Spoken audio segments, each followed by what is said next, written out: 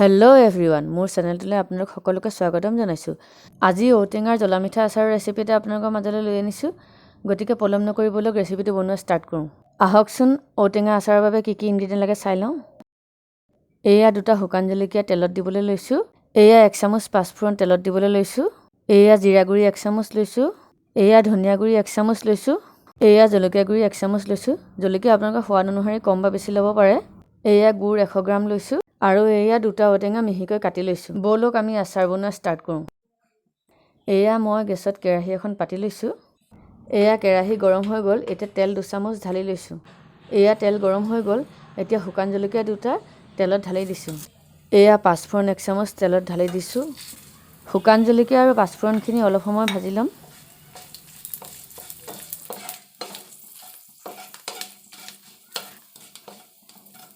শুকান জলকীয়া আৰু পাঁচফোৰণখিনি ভাজি হৈ গ'ল। এতিয়া গুড়খিনি তেলত ঢালি লৈছোঁ। গুড়খিনি এতিয়া ভালকৈ লৰাই ল'ম।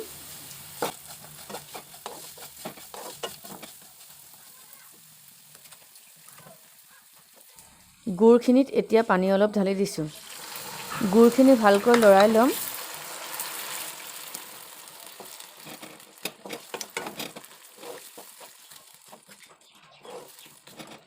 এয়া গুড়খিনি উতলিব ধৰিছে আৰু গুড়খিনি ভালকৈ উতলাৰ পিছত বাকী মছলা এড কৰিম। এয়া গুড়খিনি উতলিছে। এতিয়া জিৰা গুড়ি 1 চামুচ ঢালি দিছোঁ। এয়া ধনিয়া গুড়ি 1 চামুচ ঢালি দিছোঁ। এয়া জলকীয়া গুড়ি 1 চামুচ ঢালি দিছোঁ। এতিয়া মছলাখিনিৰ সৈতে গুড়খিনি ভালকৈ লৰাই ল'ম।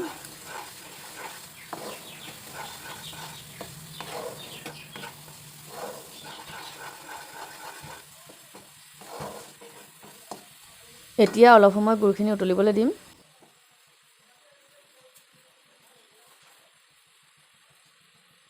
এতিয়া ঔটেঙাখিনি গুড়ত ঢালি দিছোঁ। গুড় আৰু ঔটেঙাখিনি ভালকৈ মিক্স কৰি ল'ম।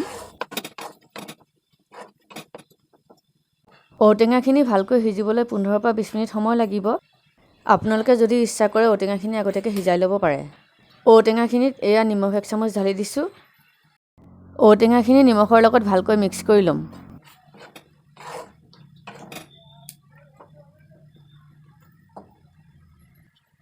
এয়া ঔটেঙাখিনি উতলিব ধৰিছে আৰু ঔটেঙাখিনি ভালকৈ সিজাৰ পিছতে মোৰ আচাৰ ৰেডি হৈ যাব।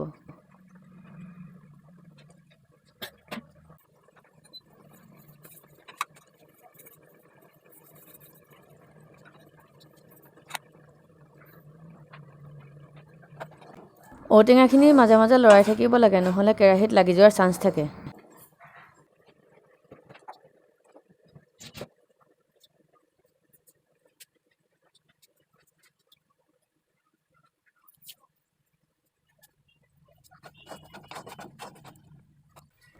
এয়া ঔটেঙাৰ পানী শুকাইছে আৰু এয়া মোৰ ঔটেঙাও ভালকৈ সিজিছে। এতিয়া হাতাখনত গুড় অকণমান লৈ হাতৰ আঙুলিৰে টিপি চাব। যদি আঠা আঠা ভাৱ আহিছে আপোনাৰ আচাৰ ৰেডি হৈ গৈছে। এয়া মোৰ আচাৰ ৰেডি হৈ গ'ল। এতিয়া মই গেছটো বন্ধ কৰি দিম। আচাৰখিনি মই বাতি এটাত কাঢ়ি ল'ম।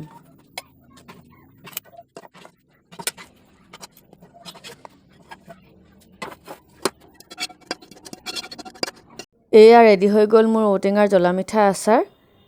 যদি ভিডিঅ'টো ভাল লাগে লাইক, শ্বেয়াৰ এণ্ড কমেণ্ট কৰিব। আৰু যদি মোৰ চেনেলটোলৈ নতুনকৈ আহিছে চেনেলটো ছাবস্ক্ৰাইব কৰিব। ভিডিঅ'টো শেষলৈকে চোৱাৰ বাবে ধন্যবাদ।